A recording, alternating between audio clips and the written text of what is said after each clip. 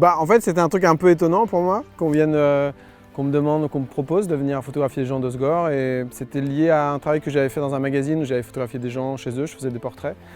Et j'étais hyper excité de le faire, en même temps un peu inquiet aussi, parce que voilà, des gens que tu connais pas, qui rentrent dans une pièce, tu les as jamais vus de ta vie, tu dois les photographier, donc tu dois mettre en place un échange avec eux. C'était un peu c'est le genre de truc que tu fais, t'en fais un par jour normalement, et là on en a fait quand même 42 en 2 jours. Pour chaque personne, c'est un exercice différent, parce que tu as des gens qui vont arriver, qui vont te dire c'est mon fils qui m'a inscrite, et puis je suis pas photogénique, et puis j'aime pas trop être pris en photo. Tu dis ah ouais d'accord.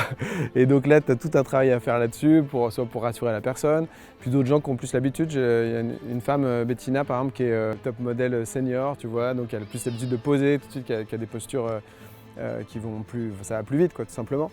Mais puis après sur leur visage, moi je veux juste essayer de retranscrire la personne telle qu'elle est. Donc si c'est quelqu'un qui ne sourit pas du tout comme ça dans les premiers instants où on parle avec elle, je ne vais pas du tout m'obliger à lui dire est-ce que tu peux sourire. Si c'est quelqu'un qui ne te regarde pas en face, pareil. Il y a souvent des figures obligées comme ça dans le portrait que moi j'aime pas trop, parce que je me dis il faut arriver à restituer l'énergie de la personne. Et en plus comme c'est très grand, 2 mètres sur 2, la personne tu l'as de toute façon quand tu es face à elle sur la plage. Donc après, et puis sur la lumière, ça c'est un autre truc, c'est que j'aime bien m'adapter aux situations, aux gens, à leur personnalité, et aussi à la situation technique pour la photographie.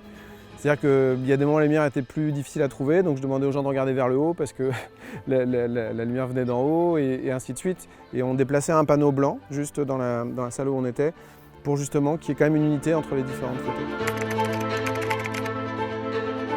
Une figure qui est quand même très particulière pour moi et qui est celle que j'ai dans le dos, qui est Michel Jazzy, parce que mon père était un énorme passionné d'athlétisme toute sa vie. Et quand il était enfant, il avait des posters de Jazzy dans sa chambre, et il m'a toujours dit, ma mère aussi d'ailleurs, que quand ils étaient petits, dans les cours d'école, dès qu'il y avait une course organisée, tout le monde disait vas-y Jazzy, les enfants entre eux, c'était vraiment, je pense qu'on ne mesure pas à quel point, et quand on voit des archives, il a fait des émissions avec Claude François, il est dans la loge de Jacques Brel le jour où Jacques Brel fait ses adieux, parce que lui-même a arrêté l'athlétisme ce jour-là aussi. Et c'est vraiment quelqu'un de très modeste, mais voilà, c'est une figure énorme, et du coup d'avoir les deux, André Boniface et lui, sur le même panneau recto verso, c'est génial. Et c'était un truc, évidemment, en plus, tout a été tiré au sort sur les gens qu'on a fait venir, sauf 2 ou 3, dont ces deux-là, parce que je voulais trop pouvoir les prendre en photo.